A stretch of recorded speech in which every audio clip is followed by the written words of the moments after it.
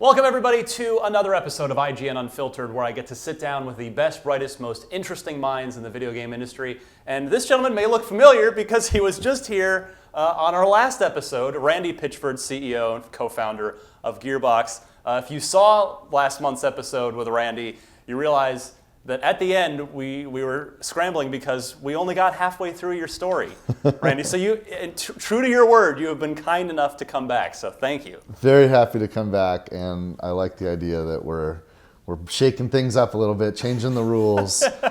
Yeah, that's right. You're the first ever two-time guest on this show, which is great. And we thought about like, oh, should we try to fake it and wear the same clothes and everything? No, it's fine. It's another episode. We're here a different day. But same story, different day, same story. Randy Pitchford. We talked last time, if you didn't see it, your childhood, your extremely supportive father and all of your computer programming and technical learning efforts. We talked about Duke Nukem and your early days, but even before that, getting to watch the last episode. Definitely, or we're gonna need a third one.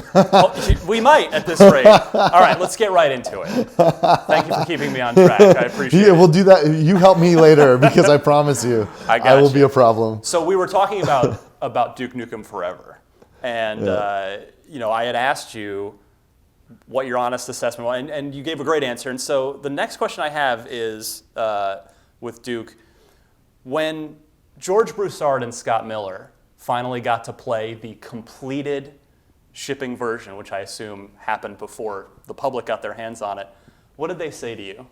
I don't know. I actually don't know Scott's experience with it. I talked to George a lot about it, and George actually came to our community day in Texas, Gearbox Software's community day, which happened to fall like 3 or 4 days before the public launch. And I think there might be some footage of that, but he seemed really proud and happy with the game. And for him, I can't imagine, and to be fair, they never crossed the finish line at Right. 3D Realms, so with any effort, I've never shipped a game where it's exactly what I would have done if I did everything myself. I've never been part of a project, and that's true because it's a massive team effort.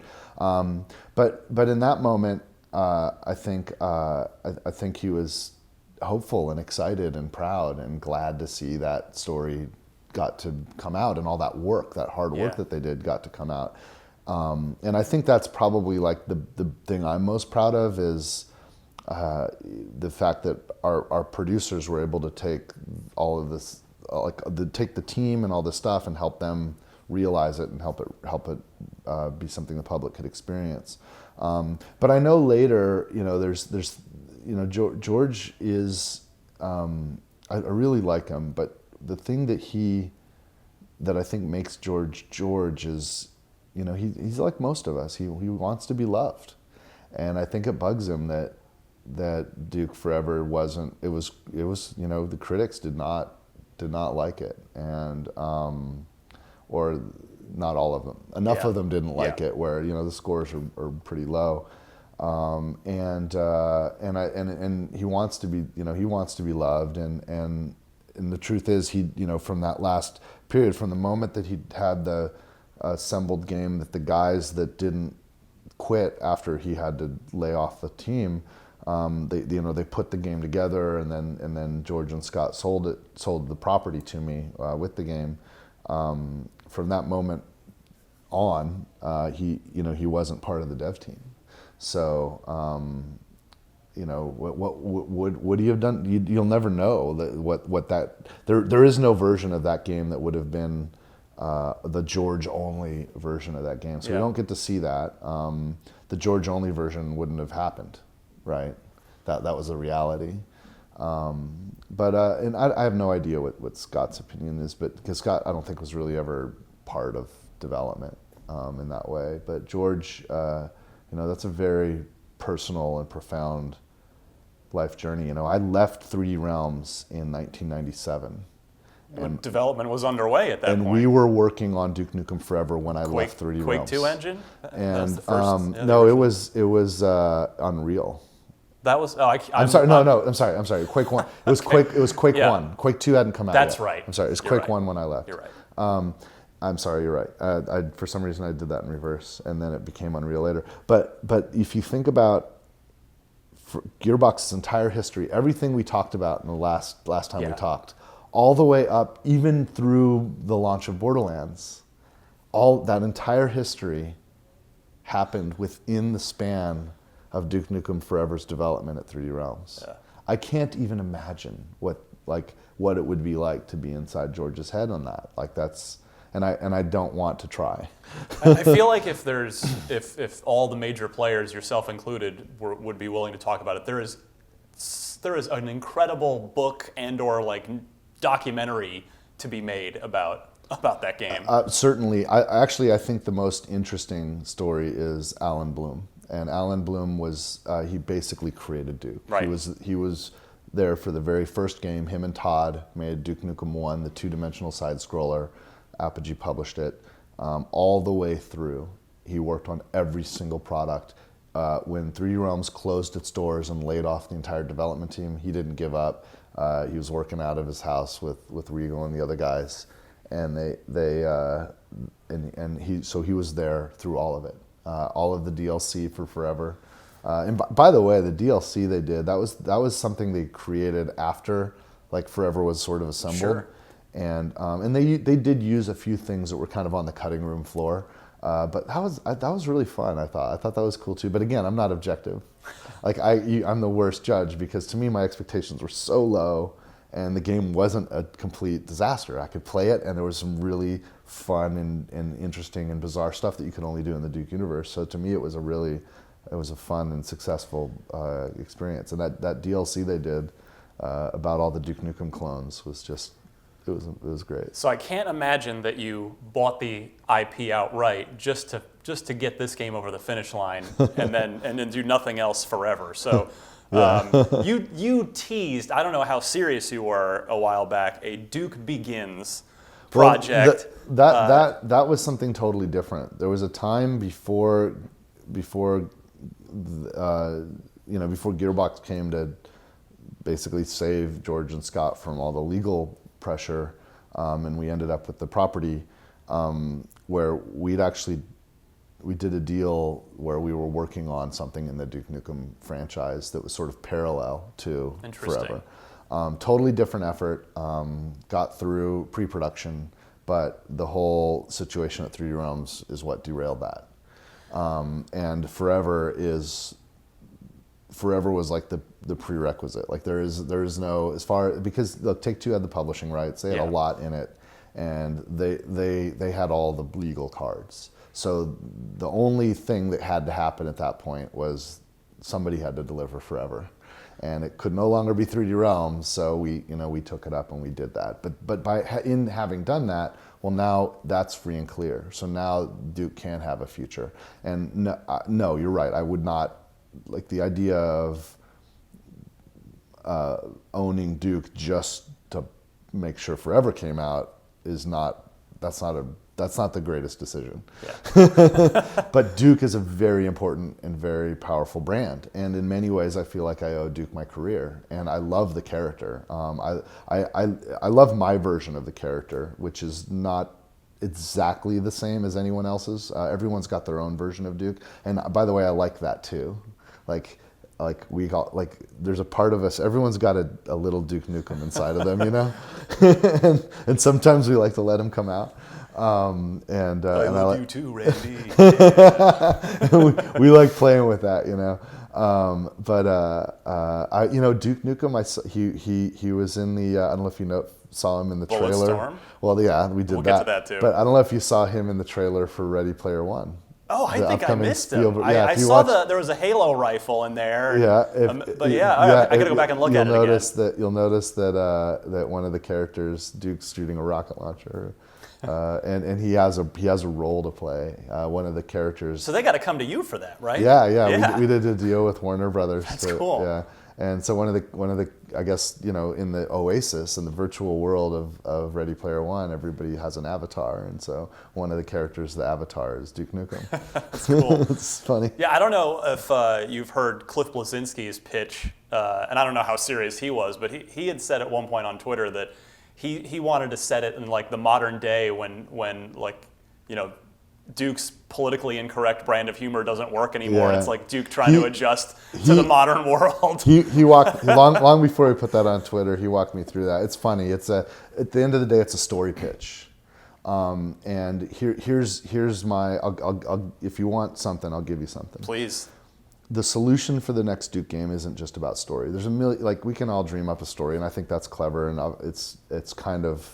You know, playing with that is going to be necessity, I think, and it's in any Duke game that has story be a part of it. But here's the true answer: there has to be something from a design point of view first, and Duke 3D worked not only because of the character. The reason why we all loved the game was because of the gameplay and some of the innovations that were in the gameplay. Unprecedented interactivity with the world. That's part of it. That's part of it. Now, those innovations no longer are innovations. So you cannot trade on that today. Duke forever tried, and it demonstrated what the result is. It was fun, but it won't move the world. So we're going to need a new design paradigm, something that we haven't seen before, but something that when you imagine it fully realized as a design premise, and you think, okay, what's the context that should be applied to this? Because let me back up. A video game is either story. It's not either. It's all of story, style, and design. Where story is the premise, it's the characters, who, what, why, where, and when. Style is the look and the feel. It's the art direction. It's the audio direction. It's how it reads, basically, it's style. And then design is the gameplay. That's the camera. That's the control. That's the input. That's the feedback. And it's the genre. It's all of that. And you start with one point. Now, most people, I've heard pitches from, like, I can't even count the number of developers I've heard pitches from for Duke, and we've gone through it a million times inside of Gearbox. They always tend to start on story, but I think that's not the place to start it. You need to start with design, because the correct Duke Nukem game that's going to succeed in the marketplace is actually bringing something new there. That's what made Duke 3D a success. That's what helped Duke 3D become on the map. The story, the character, the story, and the style followed the design. So imagine now a game design that's bringing something new to the table, that when you think about the context now that you want to add to this design, you think, oh, you know, it would be perfect if only we could have Duke Nukem. That would be like, whatever that design is, where that's the thing that comes next, then it's going to work. And that's what we're hunting for. So as a Duke Nukem fan, I love that answer, because you've clearly thought a lot about it. Oh, we're neck deep in this shit. Yeah, which makes me so happy. And I have this vision in my head that you will come down out of the CEO's chair, and because you told me last time when you were here last time that you haven't personally directed a game since Brothers in Arms. Yeah, but I'm still deeply involved. And by the way, I see you. Some people call me, this. technically I'm not CEO. Like, there is no CEO of Gearbox. I'm technically the president of Gearbox. Fair I get enough. credit. And at the studio, like, it's not the job that most people imagine I'm a game maker. Yeah. I'm creative. Well, you get my point, though. Yeah. You come out of the executive branch and come down into the trenches and design and work on the next Duke game. See, for me, I'm always in the trenches, and I'm always Fair enough. designing. But yeah, I think that I'll have to have a role there. But it's tricky, right? There's only so many hours in a day, and we've got more things we could be doing than we can do. So I have to prioritize. So I don't know. I don't know if the right answer is I don't think it's fair to either the world or to the property for Duke to wait for me to be able to dive full into it. That said, I can't imagine, and in fact, the case right now is such where the Duke game that must come is something I will have to be involved in. I am involved in, but it's not something that I can dedicate myself full time to. It would hurt if that was the case. Are you energized by seeing how the sort of the next generation of id Software developers completely reinvented Doom for the modern era? I love Doom. I thought it was my game of the year last year. It was fantastic. It was absolutely my shooter or action game of the year. Yes. I'll say that. Totally agree. Because there's some other great things that happened, and I don't want to belittle any of the awesome work that so many developers did. That said, I think like that game relative to Doom, I think Duke has to shake it up even farther. I think Duke can, because the new Doom succeeded in a lot of the same ways that the previous Doom did. It just modernized it. Yes. Whereas I don't Which was really hard to do, and they did it. Very hard to do. Those guys deserve, like I told Marty, like, dude, I told him that was my game of the year, you know? I told him how much I loved it. But I don't think Duke can succeed in the same strategy. I think it needs a slightly different strategy for it to succeed for a new Duke game. But we'll see. I mean, what do I know? Well, I could talk to you about Duke Nukem all day, but you've got so many other things on your resume to get to. Let's do it. I do want to move. I want to talk a little bit about Aliens now. Okay. It's been a long time. So actually, I want to start at the beginning of did Fox come to you, or did you pitch Fox for Aliens? I'm just kind of curious as to the origin of it. So the origin is after we finished. So after Brothers in Arms. The strategy that I set for the studio was, okay, we did it. Brothers in Arms had incredible review scores, had incredible sales, let's keep it going, right? So we immediately put into development the sequel to Brothers in Arms, and that was the current gen sequel, and a next gen sequel, because that was going to take, so we put them both into development. That was that. Then I said, okay, because we succeeded there, let's also put into pre-production another original IP. Let's take the fact that we've now demonstrated we can create original IP, and this time let's hit it on every vector. See, Brothers in Arms invented mostly in design, the tactical gameplay and the interface we created for giving orders and for communicating with your squad, leading your squad, that was all invented. But the style and the story, remember story, style, and design, the style and the story were not invented. Right, the story, I mean, yeah, we wrote an original story there, but we borrowed it from authentic history, and we borrowed it from all the things that we've loved about how the war and wars have been covered in historical fiction in the past. And the style was just straight up video game version of The Longest Day. You know, it was like straight up borrowed from classic, you know, or like Combat, you know, the old TV series with Vic Morrow. And so we didn't invent the story and the style. We kind of iterated and borrowed from what it should be, but we did invent design. So, but we wanted, let's make an original IP now, and let's make that original IP. Let's invent all the fronts. Let's invent in design. Let's invent in story, and let's invent style. And we know that effort became Borderlands. The third vector, the third tier to the strategy. So one was double down on Brothers in Arms, go for it. Create new IP. Third was, hey, we started with working with other people's IP. We have lots of credibility there. What if we crash and burn on both of these? Let's do some other IP. So my partner, Brian Martell, made a list of IP that he would like to try. And up to that point, we worked on Half-Life, we worked on Halo, we did a Tony Hawk game, we did a James Bond game. That's right. And so, you know, he was looking at IP, and he, you know, from comic books to film to some television properties, and the number one thing on his list was Alien. And I hunted down the entire top 10. In fact, it was even reported I did a deal with New Regency for Heat, the movie Heat, to do a video game based on Heat. We never made the game, but that was around that same time when that deal got done.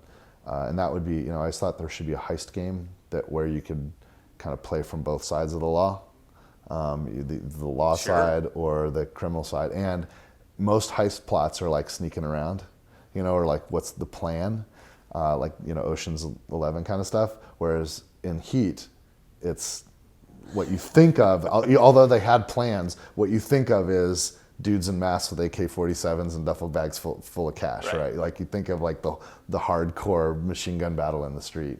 And that's perfect for video game stuff, right? We don't need to make that game. Other people have played with it. There was a beautiful mission in one of the Grand Theft Auto games that basically recreated that experience for us in the best way imaginable. You call up Fox. I'm getting diverted. Aliens is number one. I'm getting diverted. Thank you for getting me on track. You're doing your part. Okay, so Aliens. So we chased down the list. So no, we didn't call it Fox at all. I was actually at a meeting with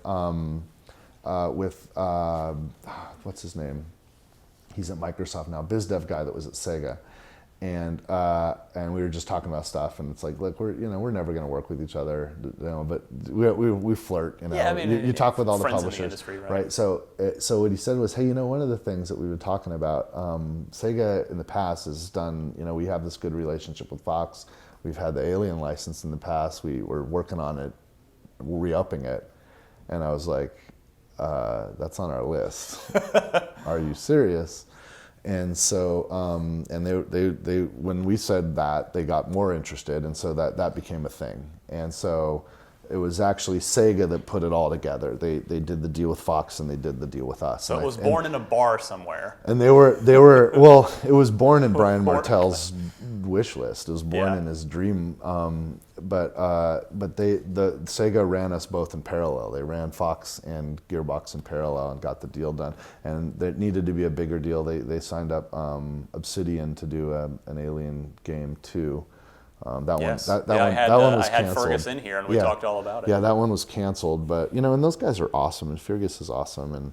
But I got to tell you, man, that it was so awesome to be able to work in the Alien space. For my part, I had a little bit to do with. Brian directed the game, and I had a little bit to do with the conceptualization of it, and that was a slog. That was a slog of a development. The thing that frustrated me most, and if I could do anything to change anything, we hadn't even signed the deal yet. Like the ink was, or maybe we did. The ink was barely dry on the contract, and Sega and Fox had to make an announcement. It's like we hadn't even written a line of code yet, and it's like that is the worst thing you can do. Especially, like we had just come off of Brothers in Arms, and we licensed Unreal Engine for it, and it's Alien, and there's Fox, and there's Sega, and there's us, and it just and Gears of War just come out with Unreal. Pressure you don't need, I imagine. The problem is always expectation management, and we didn't even know what the hell we were doing yet. We hadn't even written the first line of code. Yeah. And now people already designed the game they wanted in their own heads, and it's like fuck. Like we were fucked before we started, I won't make that mistake again. Like every deal we've done since then, we've had a lot more control over when announcements could be made. The other thing too is after I did the James Bond game, this is a big mistake I made. After I did the James Bond game, it was fun to work in the James Bond space, and I'm really proud of our work. And we did some really cool stuff in it. But I told myself I'll never do another deal with a movie license again. And then I fucking went ahead and did one with. But it was number one on your list. It was number one on the list, and you know what? I wouldn't trade it for anything, because we got to work with Sid Mead. We went back to the Sulaku. We went into LV-426. Got a lot of the actors. And it was like we got to work in that space, and it was that was a joy, and something that most people will never get to do. So game development's hard. I don't even pretend to know what it's really like sitting here. Mm-hmm. I've been so lucky to speak with so many game developers, but you described it almost with a sigh as a slog. I know all game development's hard, but was it a bad sign in hindsight that it felt like a slog? No, I mean because I could say the same thing about the best games we've done. The most successful games we've done. No. That's par. I was remembering when I was saying that, the first team that worked on it kind of was going in one direction, and then Sega was running into some trouble, and they just sort of stopped, and so we had to just sort of sit there and wait for them. And then we had another team come in, and they went in a completely different direction, and then so it went through some turns, and that's just that just happens. But what did that game need in the end that it maybe didn't get? Well, I think what it needed, if you could give it anything, and I'm proud of the game, and I really liked it. I'm not objective though. You can't see, because it was so much better than some of the difficult times we were having at the early, before it was announced, there was the initial announcement, and then there was like, hey, here's the reveal. Like the work in between those 2 points was like, that was the usual insanity with game development. And so where it was becoming, I really loved it. But I think there was a couple things. One, it was probably one of those 7.5 kind of games that came out right after we did Borderlands. And so everybody wanted a 9. It had all this expectation. It's one of those expectation management things. So if you want a 9 and you expect a 9 and you give people a 7, then they give you a 5 because it's like punitive there's a punitive kind of thing there. So it was like a 7.5 game, which I think would have been fine for an Aliens game. But it could have been a little tighter. I told Maida-san, hey man, like Borderlands 2 is Borderlands 2. All of my attention's there. If you want the best game possible, you need to give us as much time as possible after we ship Borderlands 2 before it comes out. And I think Sega just didn't, I think they were just at the end of their rope. I think they just did not have the runway. Yeah. And like, I wasn't asking for more money for them, but I think I don't know what the pressures were on their side. I was actually investing our money we'd made in Borderlands. I was investing in the game trying to give it a chance. And in fact, like we launched Borderlands 2, what was it, October of 2012? And he was saying, no, it's got to be a holiday 2012 title. It's like, you're fucking crazy. And so retail, fortunately, wanted it outside of the holiday because there were too many big games in the holiday, so they wanted it. So that bought us a couple more months into February. But if that game would have been like an April, May game, like if you play the game now, like the patched version compared to what launched, it's like night and day on so many respects. And that, like, we just did that, and I'm talking about just polishing. The game's the same game. Yeah. But it's like some of the things that killed us when we launched on the PC, the team made the decision, it was a kind of an honest decision. Usually on PC we launch with really high fidelity materials because we source everything at high fidelity because high-end PCs can handle it. They made the decision to launch with perfect parity on all the platforms. Yeah, I see. I played through the 360 version and it was, let's just say, not nearly as nice looking as the PC version. Yeah.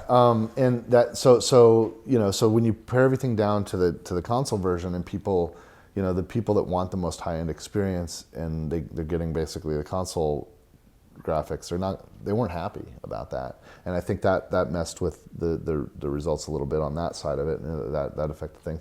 And then there are little usual bugs and stuff that the more time you have, the more you polish them out. They don't really change the production plan, but they do really have an impact on the experience. Yeah, my favorite level, I thought the best level in the game was no combat at all. It was where the aliens just chasing you through the facility. I love that. That was really level. fun. That was like Mulkey and some other folks worked on that. That was really cool. But that was the reason why, like, there were a lot of people that wanted a suspense game. That was the other thing, right? Everyone had their own version of the game they wanted. Yeah. So you have some group of people, it's like, man, this should have been like Alien and not Aliens, and they wanted the suspense game. And then there was other people that wanted the opposite of that. There's some people that thought it was absolutely just a travesty that there were like human enemies, like the Weyland-Yutani Special Forces were in there. And like everyone had their different kind of view of what their version of the game should have been. And that's how entertainment works. You're going to get judged not on what you're trying to do, but what on people think you should be doing. Well, you talk about unrealistic expectations and managing expectations. Is the vertical slice now is that one of those things you're never going to show ever again? Because that's, when it was first shown, there was this sort of higher bar that was put out there for people. I don't know. I don't think that's the case. I mean, I don't subscribe to that. I don't think that's the issue. I think because I mean the reality is because here's what that argument's about. Yeah. Wow, Gearbox is great. I expect this. Yep. Aliens is great. Gearbox is great. I expect this. And then I play the thing. God, it's not that. Something must have gone wrong. It couldn't be that they just didn't entertain us as well as they did. Because if they wanted to entertain us, they really would have. So, you know, so some people started to imagine, like, there was this whole conspiracy theory that things were faked or there were different engines. Like, it just didn't make any sense. Well, there was. I mean, if you go back, the original thing that was shown and then the final version, you know, I guess things happen in development. You gotta tweak, you gotta tone down and balance. And other publishers have totally been burned by that in the past too, but I think that seemed like a big part of the problem. The differences were actually I don't know I can't unless we like do that thing because I tell you I've watched bring in the setup. I've watched there was one video somebody did online where they're like they did the comparison. It was fucking stupid shit. Like there was like one case where like you're walking through the umbilical and a body smashes against the umbilical, and like in one earlier view of it there was like a lot of there was glass shattering and there was some other stuff and one of the designers decided, you know, I'm going to tone down that glass shattering effect because I like seeing this it had nothing to it was just individual artist decisions in the course of making the painting, right? But that like people looking for something were blowing that up, but like the differences in my opinion were trivial or minor. And we've seen differences in other games, and we see when the differences, when the game at the end is something everybody, or the conventional wisdom or the group think says this is great, then you forget all the differences, and you forget. It's like, oh, the differences made it better. If the group think is oh, this isn't fun, then that's a crime. The difference is you could like.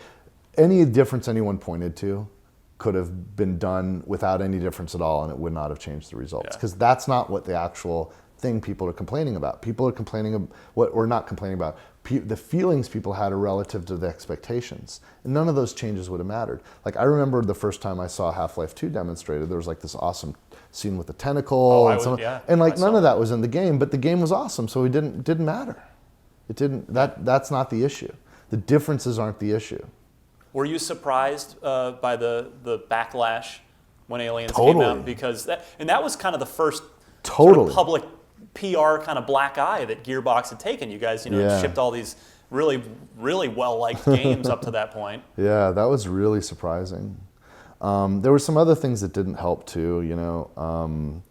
Sega decided to do a CG pre-rendered kind of trailer, and there was even things in it. I'm like, dude, there's, I don't want to get into it, but they decided to run those, and we wished they didn't. And then like they got whacked in the UK because I guess in the UK they get upset. I think one of the Call of Duty games got whacked for the same thing, and then they just rolled and paid the fee. Wait, what is this? I'm not sure what you're talking about. There was like a false commercial advertising type of thing. I don't know how it works. That's not my world. But Call of Duty there was one ad that was all CG, and they ended up paying. Activision ended up paying. Do you have to say like at the bottom, like a disclaimer? I don't know. Again, I don't know. That's not my world. But I remember Activision had to pay, or they decided to pay that off. There was like. Some organization in the UK looks at this stuff and says la la, and Activision, okay, we'll pay you off. They did it for the Alien game later, and Sega said, okay, we'll pay you off. And that was happening at the same time that all the conspiracy theory stuff was happening, and it was like, oh, that's great, that's helpful. And then there was somebody, it was a while back, I don't remember, but there was some other claim that somebody had made. It was complete fiction. That the conspiracy they created was we had the game would have been good, the game would have been great, but Gearbox diverted money that was meant to be for the Aliens game to the Borderlands game, and that was the most embarrassing thing of all, because the reality is actually the opposite. The reality is, no, we actually invested money we made off of Borderlands into Aliens. We spent way more than Sega ever gave us, and we still got the results that we got, right? So it's like way more embarrassing. Like we actually tried, and it didn't work out the way we wished. But it's hurtful. I'm fine with the embarrassment if it's the truth. The hurtful thing though of like stealing or anything, the indictment on the integrity that yeah, hurts. because you're an independent developer. You've got a reputation in the business, and you want to do business with other publishers. But it's you not don't want just, that stuff out there, but right? it's not just that. It's just dishonest. Yeah. It just feels unfair. I remember what's the name of that guy? He's the journalist guy. His thing is he's always mad. He's a big dude. He's got a British accent. He's got a hard on for me. I can't remember that guy. I'm not sure who you're talking He's about. a journalist. He's kind of big. He's got a British accent, and he's always angry. Anyway, every time we launch a game, since Twitter happened, there's people that go, "Oh, I love it," right? So I just retweet whatever. Sure. I was just retweeting people that on launch day, there's a lot of people it turns out there's a lot of people that really love Aliens, and that's great. I love it too. I think that's awesome. And I was retweeting those, and this guy, he had given the game like a 1 or a 2 out of 10. Like he had just that's just, come on. But he's looking for hits or whatever, and he decided he's pretty much the guy that furthered the whole conspiracy theory stuff more than ever. But he decided that he couldn't believe that people would like the game.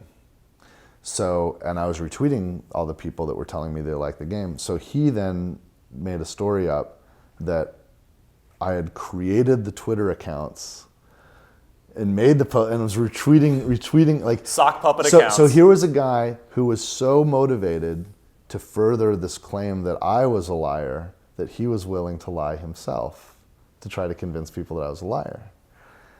And that fried. I was like, what the this is a topsy-turvy, upside down. Today it's like normal. Like we are in a world where Donald Trump's our president. So this is the idea of somebody calling fake news. It's not fake news when fake news. It's like that's like commonplace today. But back then, it never even occurred to me that behavior could exist. That people would make a claim without any evidence and actually push that claim, and even if it's not true, and even say no, that's not true. And that hurts. Do you ever try to reach out and make peace with a guy? I don't like have that, time. Or you just don't even, I don't care. I'm making games, Yeah, So I blocked it and okay, I'm moving on. And honestly, the other thing I did is man, that's cool. I'm in that dude's head. Because I'll tell you the worst thing, if you're an entertainer, is when people don't care. I don't mind making something that everybody wants to talk about and argue about whether it's good or not. As long as because the kind of time that we all put into this stuff is just absolutely insane. 3 years of your life. We commit our lives to this stuff. Yeah. And game developers basically sacrifice everything else in the world except for and the only thing that fuels us, our literal purpose for being on Earth, is just to try to create joy and happiness for other people. We exist to just try to create joy and happiness. And when we reach people, and we've learned too that people that don't care aren't mad. People that don't care also aren't lovers, right? So there's a bell curve of responses, and when you make a thing, most people are in the middle. It goes like this, right? Most people in the middle, where it's like it or hate it, whatever. They're in the middle, and it's cool. Then there's always a group of extreme people up here that are they love it more than anything in the universe, and there's always the people down here that hate it more than anything in the universe. And the amount of relevance your game has, the higher the whole bell curve is. So if you only reach 1,000 people, you might get one outlier in either end. But if you reach millions of people, you're going to have thousands of outliers on either end, and it's insane.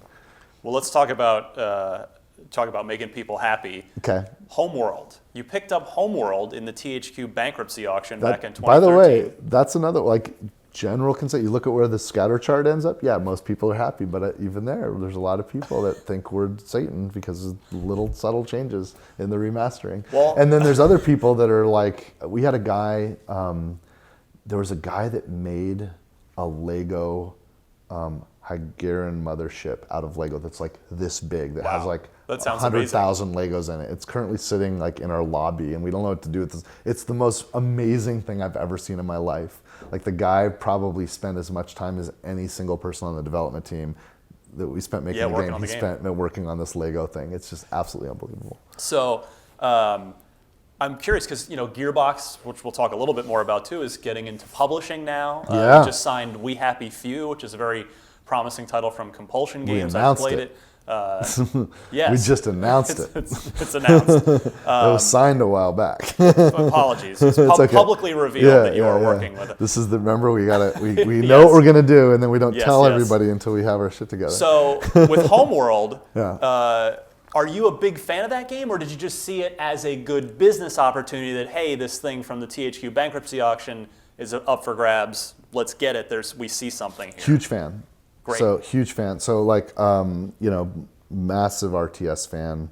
When Homeworld came out, and it's like, oh my God, RTS is in 3D now. It's like changed everything. Oh, we got a Z-axis to work with. Just loved it. But also consider this: Homeworld was published by Sierra. Half-Life was published by Sierra. Correct. Your expansion packs were published by Sierra. That's right. So when we're working on Half-Life Opposing Force and we're touring, and we're going to the E3s and all the different shows, and we're doing the press tours, we're in the same pipeline as Homeworld.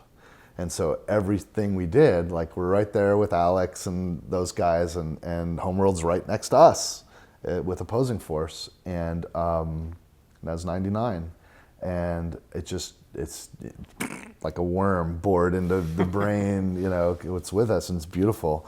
And, Rob Cunningham and Aaron Cambeets led this incredible art direction. It's just absolutely, the spaceship designs are just freaking cool, right? And then the gameplay's great, and it's really, it's legit RTS.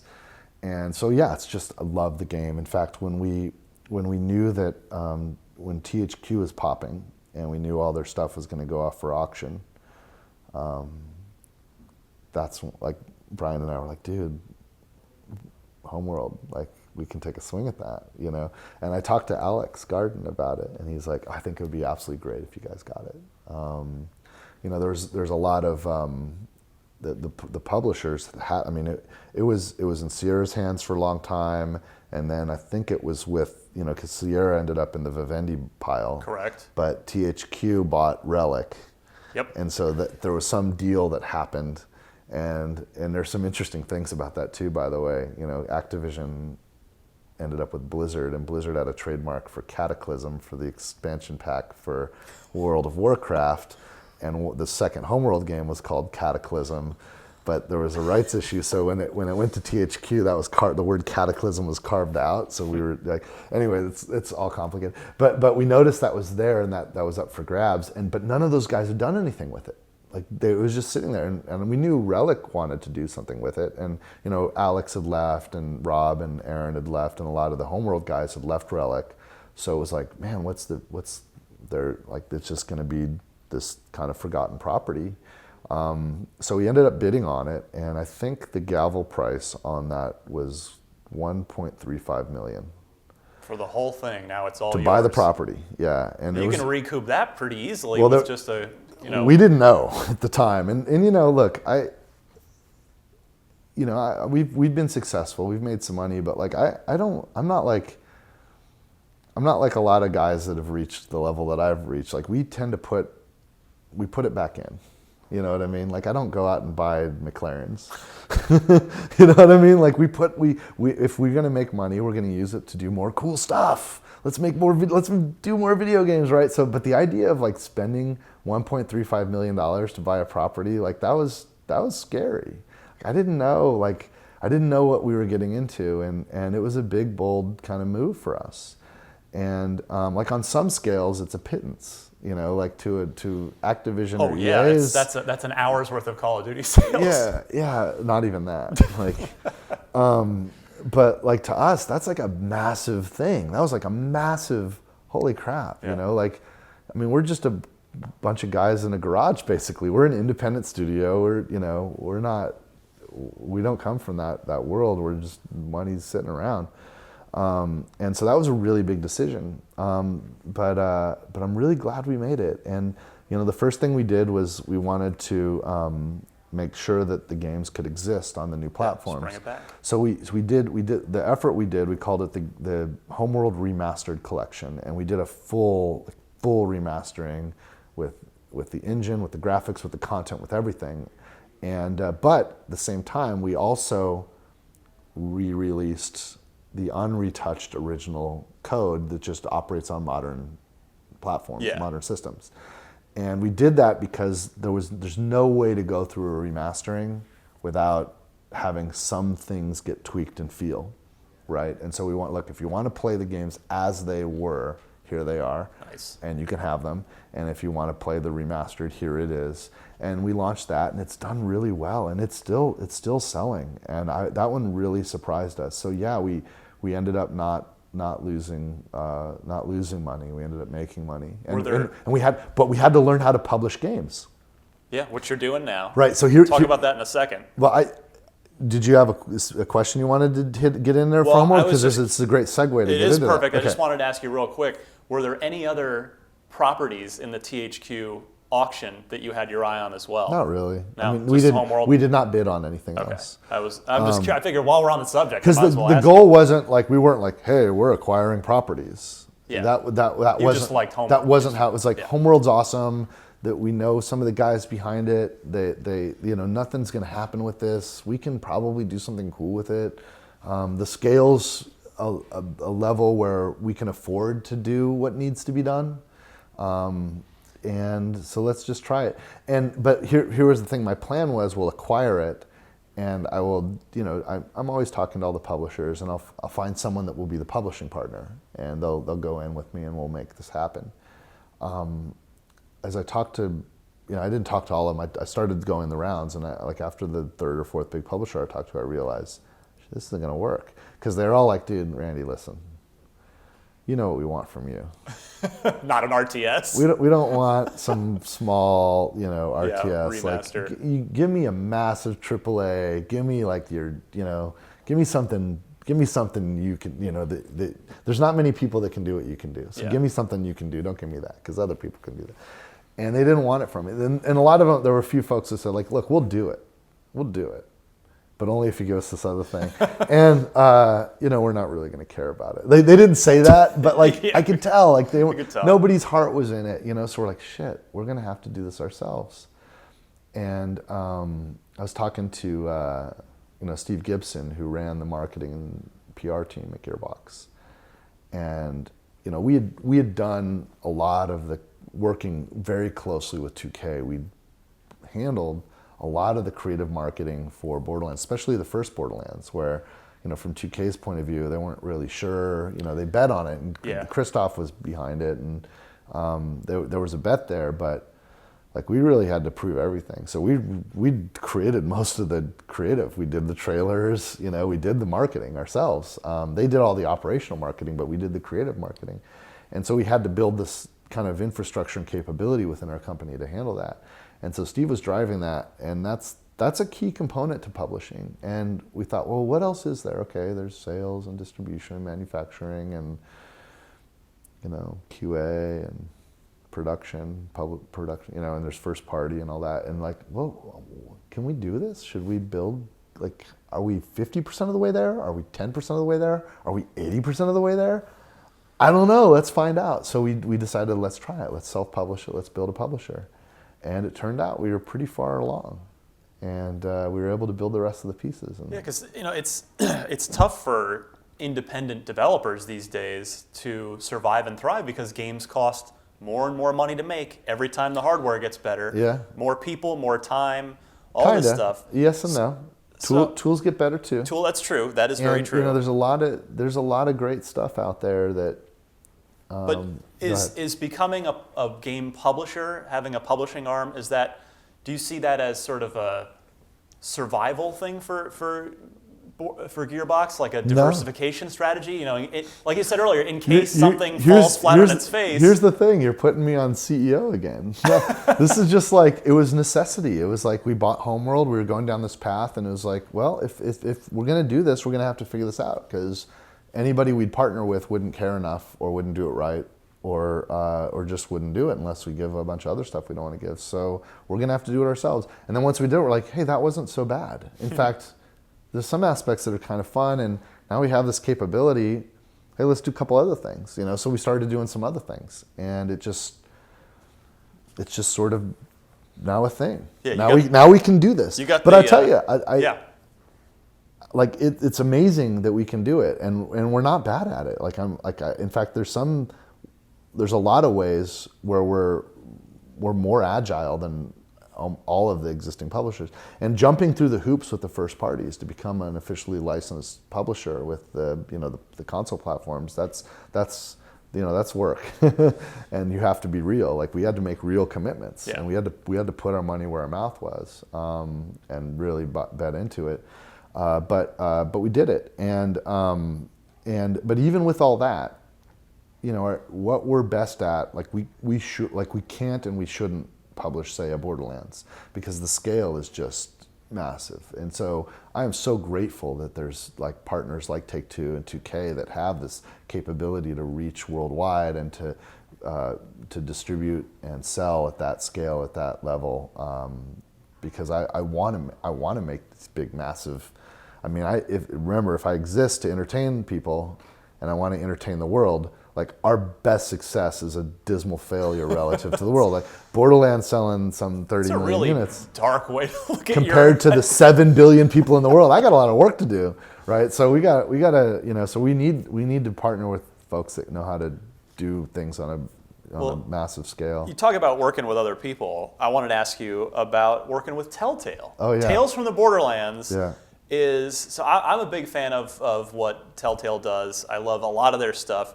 And I mean, I'll be honest with you, with all due respect, Borderlands never quite clicked for me personally, but I say that because Tales from the Borderlands is actually my favorite overall thing. That's so awesome. That Telltale has done. Because that's so awesome that you say that. No, I'm being totally honest. I'm not just kissing your ass because you're sitting here with me.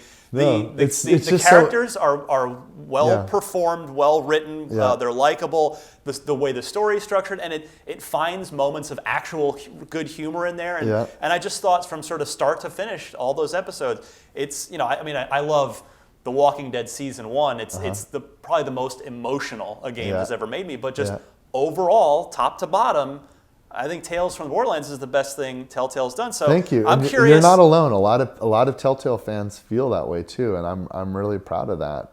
Where'd it come from? How does that deal happen? Do they come to you? Do you reach out to them? One of our biz dev guys knew some of the people over there, and we did a collaboration on their Poker Night at the Inventory.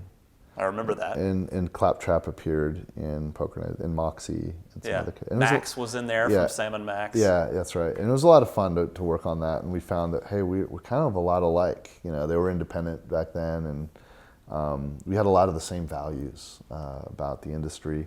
And it was fun to work together. And, you know, I think at that point they hadn't yet done...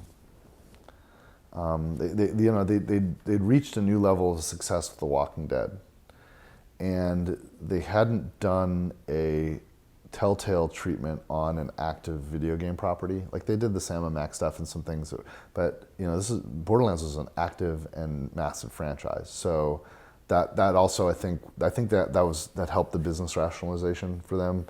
But I think there's a lot of folks there that were just fans of the game, and they really like the universe, and we're fans of them. And I like their game, so, you know, we were able to work it out, and it wasn't easy because, you know, we've got a publisher for the Borderlands series, and Take-Two wanted to publish retail, and now Telltale's publishing retail, so that's not exactly the best business fit anymore. So I'm not sure if there will ever be another Tales from the Borderlands, because I think they don't want to agree on who's going to have the publishing rights,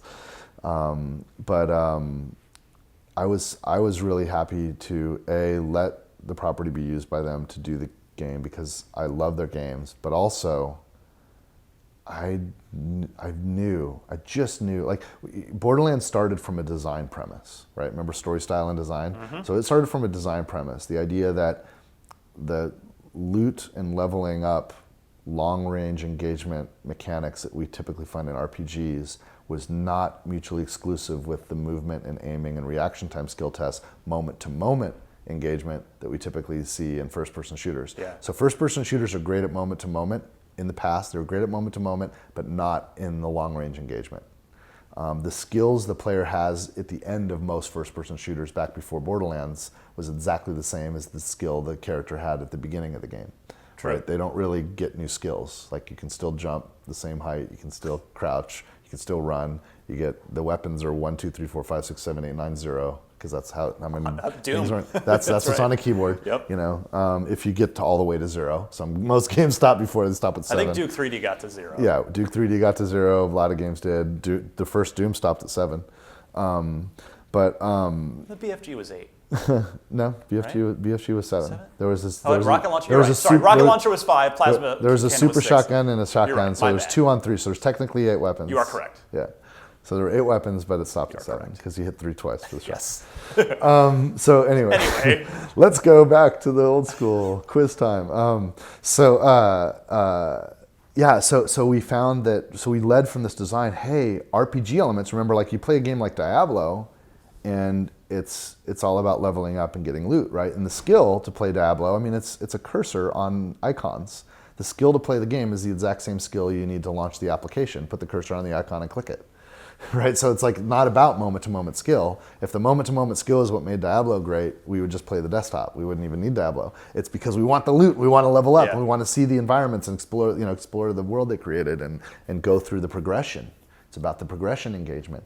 But that progression engagement is not mutually exclusive with the FPS moment-to-moment engagement, and we could jam those together. That was the bet, design bet. We're going to put these two things together. And that started with me when I freaking played NetHack, for the RPG loops. I'm like, I'm just turn-based keyboard stuff here, and I'm totally addicted to this game. There's no skill, there's no action whatsoever, and I'm addicted to NetHack. This is real. This is real engagement, right? So knowing it wasn't mutually exclusive with moment-to-moment engagement like we experienced in Wolfenstein and Doom, jam those together, design pitch.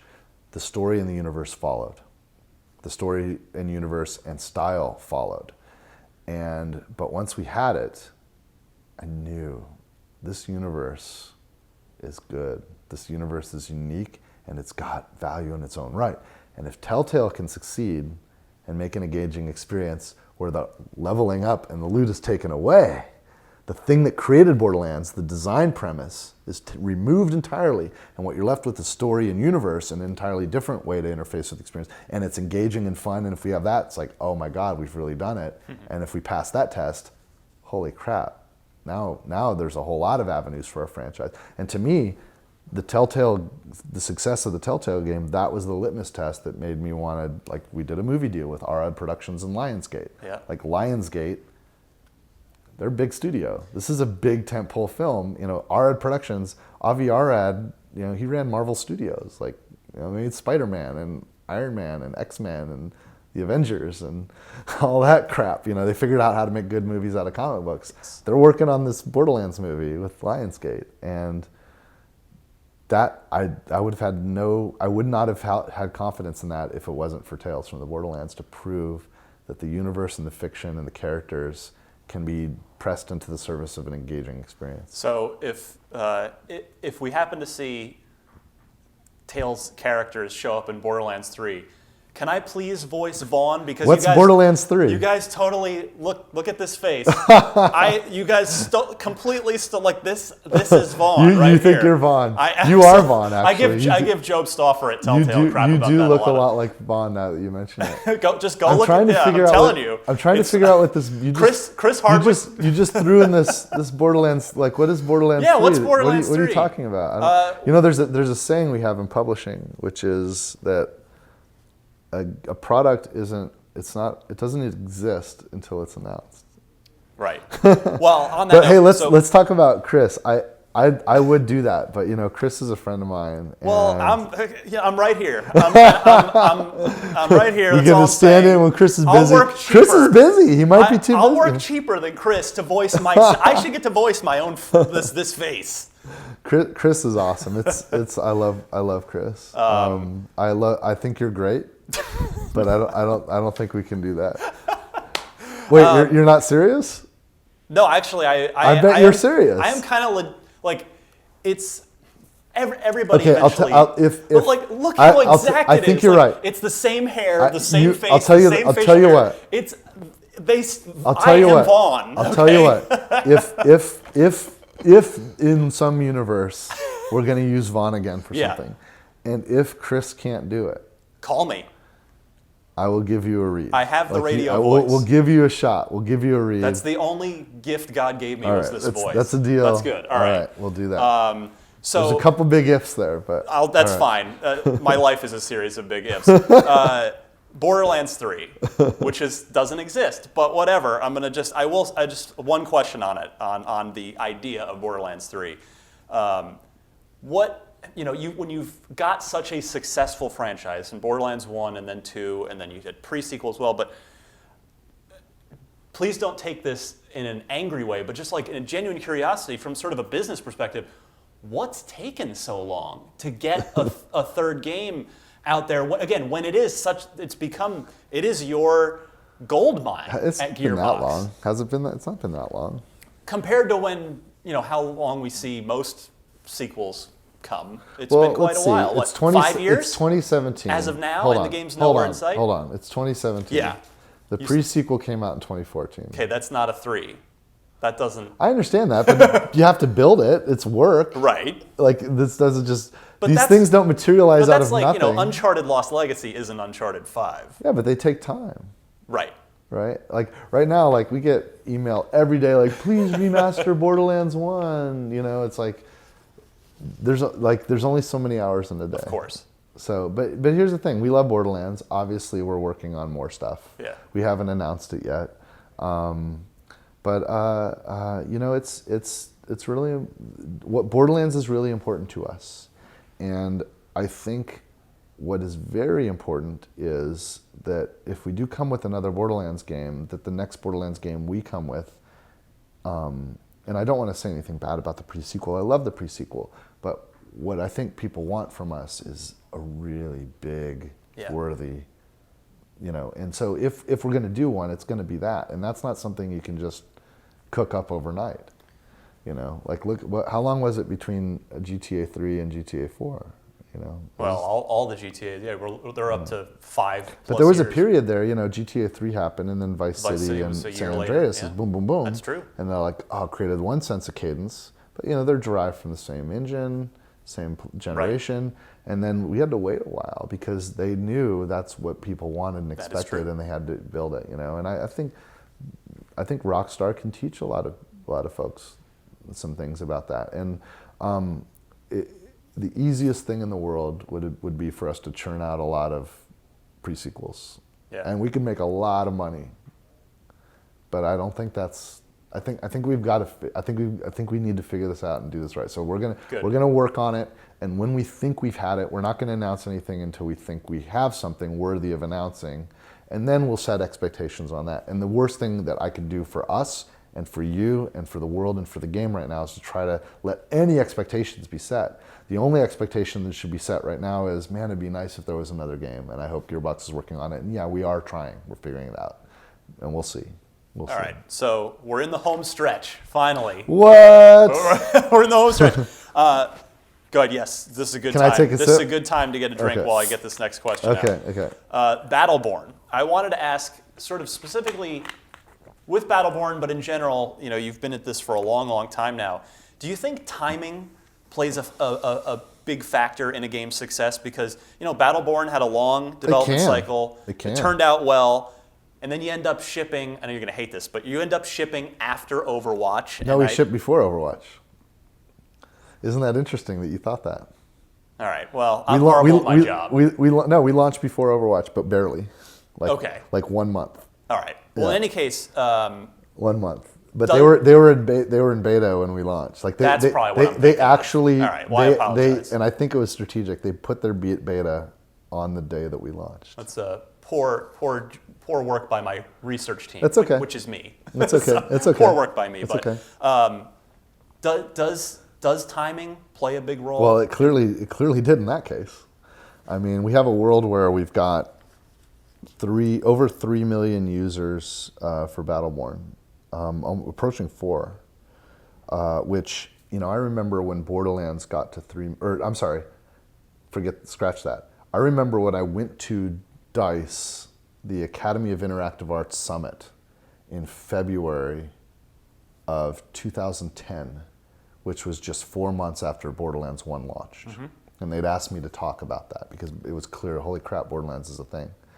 And we were, and I said on the stage, I said, it looks like Borderlands might be a 3 million unit property. And this was like, holy crap, a new IP, and to get to 3 million, like that was like, and I, the next day I got calls from like Take-Two, like, we got investors and shareholders, and you're doing like forward-looking statements, like you better shut the fuck up, man. Like, and to be fair, like they got a point. Like I really shouldn't have speculated on that, but I was right. It went on to sell much more than 3 million units. But that was 4 months, and we were looking at maybe it'll get to 3 million, and thinking like, is this bold to say that? Is this like too aggressive to imagine? And yet, here we are, and we've reached like well over 3 million, approaching 4 million people with Battleborn. Sorry, this was before the free trial even came out. I haven't even checked. I have to check and see where we're at. Before the free trial even came out, that's where it looked to me, and compared to Overwatch, like we looked like we just crashed and burned, right? Because what are there, like 25 million people? Like a lot. Yeah. Holy crap, that's amazing, right? Like, and to me, I'm like, I knew it. I knew there's a market for this bet. Like I knew, like the idea of hero shooters in a first-person shooter context. Absolutely. I mean, I predicted this years ago, like that there would be an appetite. Right. Well, I mean, Battleborn ended up delayed a couple of times. That's right. That's where my timing question comes from. And I had no idea Overwatch was like. We just zero clue until they announced, and we were just like, oh shit, because we can't compete with Activision and Blizzard. We can't. Who can? No one can. No one can. And but it's fine. Like I'm proud of the game, and I'm proud of the people that did jump in and play it with us, and we got a lot. Like in some cases more than we expected, and it's only in that zeitgeist of the comparative world. I kind of felt like when Nintendo was in the GameCube era, and like. People like you guys were looking at like Microsoft and Sony and Nintendo. Nintendo is distant third. Sony wins, and PlayStation 2 wins. Xbox is second, and GameCube they kind of lost. From some metrics, I think Nintendo won that round. Well, they're making money on every piece of hardware they sell. They make money on all those first-party games. Right. So it's like, in Nintendo, like at that time, they didn't even see themselves as competing. Like, no, we want to win the toy business. These guys are in this other business, and they're not even trying to attack the same customers. And it's like it's weird. So I kind of feel like. But it's the world's the world. Well, and that's I actually did want to ask you. So on that exact note, has Battleborn lived up to your internal projections and expectations? On most metrics, or on most ways that we think about it, like yes. But I will say this: we're part of the world too. Yeah. And it would have been nice in a world where. Like the world that said, "Hey, I'm going to decide between Overwatch and Battleborn," because they're both competitive hero shooters, they picked Overwatch more than Battleborn by a lot. Now we have stuff they don't even have. We have a campaign. We've got single player. We've got co-op. We've got we've got a lot of game there that doesn't even exist. But that's not what the world look and when I say the world, I have to be careful because there's people that do see things They see Battleborn for what it is, Yeah. and I don't want them to think I'm talking about them, because I'm talking about like the averages, not the folks that have their clear kind of view. The average kind of common person that looks at it, they're going to pick that, and we feel that, and it's like, oh man, we didn't get there. So is that frustrating I think, and there's a feeling inside the studio of that, yeah. So when you know you have a good, like it's not, just Overwatch being there and being great keeps people from, you want to entertain as many people as possible, as you've been telling me. But is it frustrating? I don't know about that, because I try to imagine, I can't simulate multiple universes. Right. But let's imagine Overwatch didn't exist at all. I don't know that anything would have been different. Maybe Battleborn would have had the same exact audience it had. It just wouldn't have been compared. That's true. And someone always said, oh, like this is better than that, or this failed compared to that. And it's like, no, it's not. Better is like, they're actually different things. And like, what are we, it might have had the same results. I don't know. Maybe it had better. But even if it had the same results, but I'm telling you this, if Overwatch did not exist and it had exactly the same results, a lot of people would have seen, oh, that was a winner. That's a new IP, and it's successful. Yep. And holy crap, where did this come from? And like, it would have been seen in a totally different light, even if it sold not a single unit more than it did. Like, I remember, we celebrate when new strange IPs break 1 million units. Absolutely. Like, we celebrate that. Like, I remember when Firewatch hit 1 million, it was like, oh my God, that's incredible. And it's like, shout from the tallest mountain. Here's a game that did 1 million units. Like, we reached 3 to 4 million people, and it's like, oh, you guys fucked up so bad. Such a failure. Oh, my goodness. And it's only because of the comparison, I think. All right. Your recent projects have been fairly social. Certainly Battleborn, a very social game. You guys got your start making single player games, Opposing Force, Blue Shift, Brothers in Arms.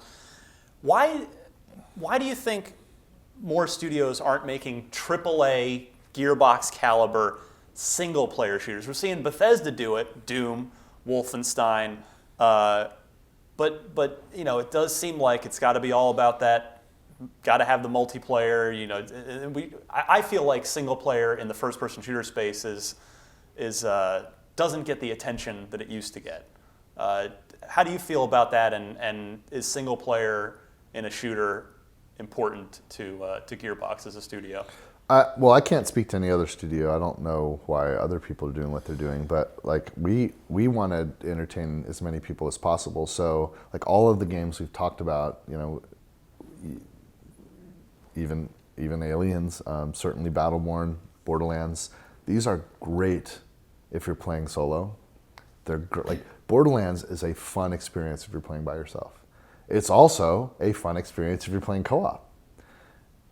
And you can do that, and that's the choice we make. And we like to have shared experiences, but we also know, like, I play the game both ways. When I play Borderlands, I will play through, like, when we have, like, okay, here's the final, and obviously I know the content because I've spent a lot of time in it, but each Borderlands game, when we have the final, like, I will play through the entire game solo. Because when I play solo, I play very differently than when I play co-op. Sure. Like, I really take my time. I study every little nook and cranny, and I look at, like, because, especially with the art style in Borderlands, you can see the artist's touch on every surface. Like, I see the little doodles on the rocks, like there's a little scribble that I can, look at that cool, that one of the guys on the team did. And I love studying every nook and cranny and finding things the level designers have hit. But when I play co-op, I almost play co-op in Borderlands competitively. I like, we're racing, who's in front, who's gonna get, like, I want to get the loot faster, I'm gonna ninja the loot. Like, we play, like, I play Borderlands, and the people that I play with, we play it's a co-op game, but we play almost competitively the way we play it. And a lot of people do that. Except, though, I do also play with my family. I put my wife and kid and I all play together. Nice. And we are very supportive, and we're like, that's a whole different way of playing it too. Like, oh no, you go ahead. Oh, I think this gun's for you. You should loot it, and we coordinate really well. But I think that's great. And it's hard to do. It is really hard. When we made the commitment to do single and co-op with Borderlands, we kind of knew what we were biting off, but we committed to it, and there's a lot of things you have to consider and care about. But I love that commitment, and I think we're getting more and more committed to that. It started when we were working on Half-Life for PlayStation 2. We created a split screen mode, and we added a new campaign. It's actually the third Half-Life expansion pack that people don't really remember. Boy, because I never played it I never played your PS2 version. It's called Half-Life Decay, and in the PlayStation 2 version. And by the way, that game, we got 90+ scores. That game was, some people call it the best version of Half-Life, the original Half-Life. But we had that game. There's 2 characters, so 2-player co-op, split screen. Do you remember the original Half-Life? Very well. Do you remember when Gordon Freeman got his HAV suit? Oh yeah. And there's 3 chambers, but only one had the suit in it. Mm-hmm. And you also, did you do the training? And there's the voice of the woman who's teaching you, and there's the character, this hologram of a woman in an HEV suit going through, and you're imitating what she does. So we decided those 2 other suits were these 2 scientists, and we created their characters, and you become them. And they got their suits clearly just before Gordon did, and they're doing things. So one of the things is when Gordon's in the test chamber and he pushes the sample comes up out of the floor and he pushes it. Well, you're the ones working down below. You have to do this co-op puzzle to get the sample in the thing, and somebody has to send it up to Gordon, and you hear all that coming, and Gordon creates the resonance cascade, and you're doing your shit, and you're simulating your experience in real time as Gordon's playing his game. But put that out on PC now, so that if I can play it, I don't want to have to dig up a PS2. There was a guy. I was paying a guy to make a PC port of it, and he got really far along, and then Valve just didn't care. Oh, that's too bad. And I don't even know if they even realized what they, I think they were neck deep trying to get Half-Life 2 done, and they had their own issues at the time, so I don't blame them that much, but that was really tough. I had to call that guy and tell him, dude, this isn't going to happen. That's a shame. I tried, I can't make this happen, and I got no more money for you. So, all right, we've talked, we've covered a lot of ground here. We've covered your childhood. We've covered making your way as a young magician in LA, Universal Studios City Walk. We've talked about 3D Realms. We've talked about founding Gearbox, Brothers in Arms, Borderlands, Aliens, Duke, all this stuff. So you're coming up now on the 20th anniversary of Gearbox. It will be in 2 years. Yeah. So the last question I have for you, Randy Pitchford. Yeah. What are the next 20 years? Oh, Jesus. Like? I don't know. What are your goals? What do you want to do? I can't see that far, but I can see, the goal is to entertain people, right? So I'm really excited about what we're doing in publishing right now. I'm really excited about that because this is creating a new kind of renaissance of freedom for us that we didn't have until we started doing that. And it's also enabling us to work with partners. The fact that we could help our friends in Poland, People Can Fly, bring Bulletstorm back and bring it to market and make it a better, they empower them to make a better game and to remaster it and to add some things to it and to bring it to the new platforms. That was awesome. To be able to work with Compulsion Games on We Happy Few. Have you seen We Happy Few? I've played it, yeah. Well, you've played early access. You don't even know. I played the single player, the sort of story narrative slice from E3 last year. But that's an early access. Yes. You have no idea. I guess that's all you that's just barely those guys are amazing and what they've done. Yeah, Guillaume's been in here. He's a good guy. Holy crap. And the fact that they trusted us to help them bring their product to market is really awesome. And we published Epic's game Fortnite. We did the retail publishing for Fortnite. Have you played Fortnite? A little bit. It's pretty cool. Over the last few years, I've played it in various incarnations. Yeah. It's really come together, yeah. And so now you can get it. You can go to Walmart or Best Buy or GameStop and buy a physical copy of Fortnite, which is out now, and we were able to do that for Epic, and I'm really proud of that. And obviously the Homeworld games, and we did a 25th anniversary edition of Duke Nukem, the World Tour, and that had a new episode, a 5th episode, that's built in the old school tools, but by Levelord and Alan Bloom, the original designers. Holy shit, right? And like no publisher in the world would sign up for that, but we were able to do it, and not only not lose money, but people are getting paid, and the game players are happy because that could not have existed any other way, and so that's really exciting for us, and we've got some new things coming in that regard. We've got we just started doing a very closed technical test of an upcoming competitive game. Yeah, your one-on-one game. Yeah, and that's really exciting. And we've got some other things that we haven't announced yet, both internal and with external partners. We've got this one title that we're working on, which I've kind of talked about because we at DICE last year, Penn Jillette and I talked to all the Academy members about using virtual reality for magic tricks. Penn Jillette of Penn and Teller. Sure. And so we're working on a VR project with Penn and Teller. It's called Penn and Teller's Cruel Virtual Tricks for Real People. And we're using VR to really fuck with people. And it's super wicked and nasty. It's like the goal of this project is, and this is how Penn states it, we want you to put the headset on your friend and run them through an experience. And when they come out on the other end, they're saying, "You're an asshole. That was immoral. You should not have done that. I can't believe you did that to me. Let's go do it to somebody else." That's the goal. I'll leave it at that. But yeah, so we're getting to experiment with these things. And of course, the other thing that's nice about it is we do have some incredible properties like Duke Nukem, like Brothers in Arms, like Homeworld, and we can explore these properties without having to, like, we're more free, I guess, in our exploration of this. Yeah, you've got that studio up in Canada now. Yeah, those guys are awesome, by the way. I love that. I love those guys, and I'm so glad that we took the risk to start and cultivate and build that studio. Crazy well of talent up there, isn't it? I mean, almost every major pub, of course, Ubisoft has sort of probably the strongest stake up there, but there's an unbelievable amount of talent. And because we're independent,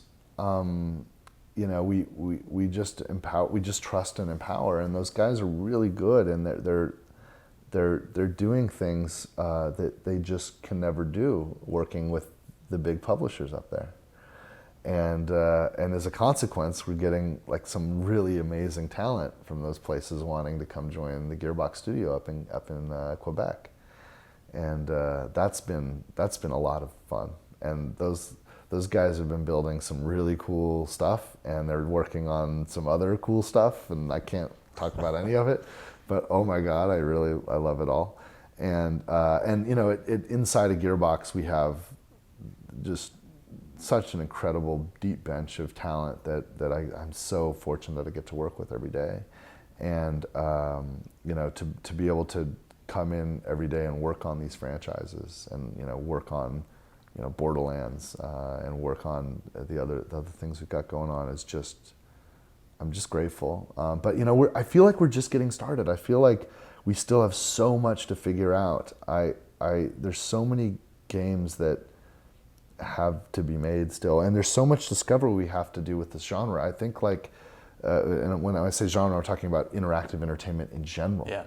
Right? We're still a very young medium, and I talked earlier about story style and design, and I feel like we've really done a lot in design, and I think we have a lot more to do there. But I love how innovative our industry is with design. But I think in story, man, I feel like we're behind where we should be. I don't know how to get to where we need to be, but I don't think we're really using what the medium is capable of with storytelling. In some cases, we're having these really dynamic, systemic kind of playgrounds where stories can emerge, but there's no really good way for the best stuff that emerges from that to kind of be recorded and retold. It's just sort of like only exists for us, which is kind of nice. There's almost like a neat kind of performance art kind of thing about that. But they're on the linear front, like we're basically just aping Hollywood, and that I wish we could do better there as an industry, as a medium. And so I think we're gonna push a lot of boundaries there and continue to push boundaries there. And I think there's a lot of undiscovered country there. And the other neat thing is computers keep getting faster. That's true. Computers keep getting more powerful. And more fun stuff to be done. We can do more and more with it. So on the style front, like we're just getting the stuff more like better and better looking. Some of the stuff we're doing with Unreal Engine 4 is really cool. Like I did a talk at GDC where I kind of showed some of the rendering that we've been developing. And you look at it and you're like, okay, they're using the Borderlands universe as kind of a sandbox to develop their rendering tech, and you can clearly see Borderlands in it. But it's so freaking cool what we're able to do now with physically based rendering, and modeling light in ways that we could never model light before in previous generations of hardware. And when I think about this new step, and I also think about where hardware's going, where we're getting more and more powerful hardware, but we're not necessarily resetting our interfaces or operating systems each time. Now, I might get a little technical here, but in the past, it was really jarring to go from one generation to the next. Going from Xbox 360 to Xbox One, PlayStation 3 to PlayStation 4, it's just, we have to start over. Yeah. But now, where things are all feeling, x86 based. We're not having to start over anymore. Yeah. So now we can build on our software, and it's like, so we're investing a lot. And this kind of goes into what you were like, what's taking so long? It's like, so we're investing a lot into this because we know we can have it for a while, and this is going to allow us to do a lot of things that we wouldn't be able to do otherwise. And so that's very exciting to me, and I think that trend will continue for a while. I don't know if it'll go 20 years, but I think that we're going to have more iterative platforms instead of trying to have revolutionary platforms. They'll be iterative, and and I believe you obviously see it as a good thing. I think as a consequence, we'll actually go farther faster than if we did the other thing. Because we don't have to start over each time. Makes sense. And the scale is such, like there was a time earlier, like going from PS1 to PS2 was hard, but the scale was such where the cost relative to the upside, like you can justify the manpower, you can justify the effort. Yeah. But there's certain things in development, especially in tools, where all the people in the world aren't going to make it go fast. Like it's kind of like you can't take 9 women and make a baby in 1 month. You know what I mean? Like, oh, it takes 9 months. We'll just have 9 of them. That's right. You can't. It doesn't work like that. And there's a lot of technology and entertainment and interactive entertainment that kind of is like that, where it kind of just needs to bake. And it sucks when you have to start over every time. And now we're getting to iterate, and I think we go faster, better when we can iterate. So that's exciting as hell. And we, what'll be interesting is VR's cool. But what's actually interesting is where these steps will lead next. We'll vision the idea of what cameras can do and how cheap cameras are and what we can do with that, and how we can deliver the information to the eyes. This sucks, this thing sucks, and the flat screen sucks. Both suck. But we need to figure out how to get the best of both without having to have any burden on it, and that's about pushing photons into the eyeballs, and how to get them there. There's some revolution there that we'll start to see in the next 20 years that I think will change everything again, and that'll be exciting, and all of it's just fun. And I'll tell you, it's neat because technology and video games in particular, like we get to be on the cutting edge because the risks are low. We're just entertaining people. We do the best job ever, people have a great time. We do the worst job imaginable, and the stakes are, someone's not as entertained as they would have been, right? So like as much as we get all like wound up about, issues in the game industry, we're just talking about an entertainment medium here. So we can take wild risks, and if we crash and burn, no one actually gets hurt. No one actually gets hurt, right? And so let's encourage the risk takers to take risks. And when they crash and burn, Like, okay, Pick 'em up. sorry about, brush yourself off, get up, do more, go, run. We know you got it. Like, we should be encouraging everyone who's willing to take risks to just run and race, because that's how we'll get faster and better. And somebody will create something we'll love, and somebody will create something we don't, but they'll learn a bunch of stuff, and then maybe they'll create something we love later. So we should encourage all creators to create, and we should let this race and revel in the fact that the risks are low, because it's really about entertainment. And because of that, we get to be on the vanguard of this explosion in technology. And it is this interesting thing, because there's technology, which is kind of science, but it's entertainment, which is all heart and feel, which is totally subjective. And so you have this like hard science part of the craft blended with this opposite of science, this emotion side of the craft. And somehow these have to fit together into this impossible result. And we're, have to spend ridiculous amounts of money and effort to create a thing that we hope works. And there's nothing more stimulating in the world. If it was all science, you can just solve it. And if you're solving it or not. The math checks out. Sure. If it was all heart, like, okay, we can just go to Vegas and put it all on black. Like, we don't need to like, you can't, if it's all heart, you can't predict, right? But by putting the two together, now we have something where we can kind of predict, but we kind of can't, and it's super stimulating. And there's a frontier there, and I love being on it. Well, I can't wait to see. It's a crazy seat that we Can't get wait to have. see the risks that you guys take in the coming years at Gearbox. Randy Pitchford, Titan of Texas, Oh, God. conqueror of Quebec, is the president of Gearbox, co-founder of Gearbox, longtime game developer, incredible resume. Thank you for what is now a total of 2 trips to California and about 3 hours of your life to talk through Happy your to career spend with it. me. It's been fun chatting with you. It's on been a this blast. stuff. This has been really, really fun for me. I hope some of your viewers and folks are dig it. I hope this was useful. I don't know. Absolutely. I guarantee it. I share when I'm asked, but like I kind of got all sheepish when you were saying like Titan of Texas. Like I don't want to be I'm that. just having fun. I just want to make stuff, But if I'll check up on this. Do you have comments and stuff too? Oh yeah. Well, If if people are glad that I took the time, maybe I'll spend more time talking about stuff. Yeah, no, it's these are a treat for me, Randy. Thank you Cool. so much for coming by. Because for me, I say this, burning camera time now, but for me, the reason I do IGN Unfiltered is, to me, the people behind the games are often as interesting or more interesting than the games themselves. And I think it's fascinating to me as someone who plays games and evaluates games and covers games. I like peeling back the curtain and hearing these interesting stories of, when you were making Duke Nukem Forever and this happened, and when you were on Borderlands and some leads went rogue and you gave them 3 weeks and you thought you were going to have to, like, all that stuff is fascinating, and that's why I do this. So Thank you so much for sharing. Awesome. Randy Pitchford. For much more on everything, everybody that's awesome and fascinating like Randy, we've got new episodes of Unfiltered every month here on IGN, and of course our YouTube page, and iTunes, your favorite podcast service as well. A lot of people like to listen to this on the go, because these are hour. I think we just went for another hour and a half or so. Woo, so we did it. Randy Pitchford, thank you so much. Thank you. And for more on Unfiltered, keep it tuned right here to IGN.